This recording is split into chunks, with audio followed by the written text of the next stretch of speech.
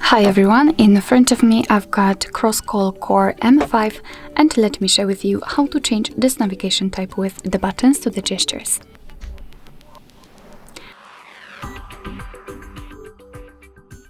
So let's start with opening the settings and then let's scroll down to the very bottom and find the system. Now we have to tap on gestures and as you can see the only option is the system navigation, so let's tap. And here we've got either the 3-button navigation or the gesture navigation. All we have to do is to tap on this option. Here we've got also the animation which will show us how to use either 3-button or gesture navigation, but of course no worries, I'll also explain it to you after we will set it.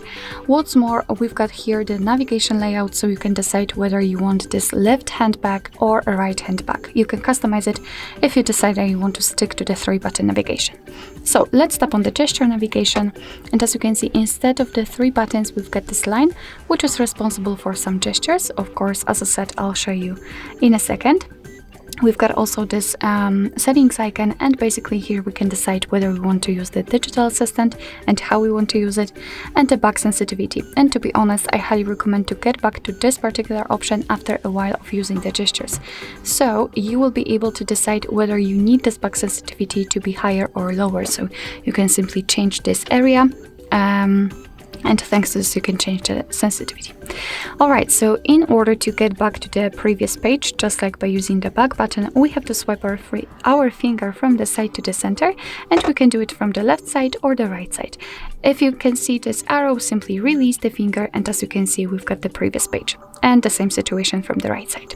If you want to get back directly to the home page, simply swipe your finger from the bottom to the center, and it should be a short and quick motion, just like that.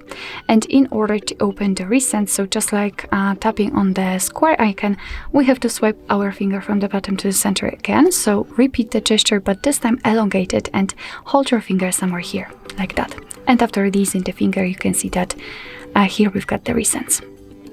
Alright, so that will be all. Thank you so much for watching. I hope that this video was helpful, and if it was, please hit the subscribe button and leave the thumbs up.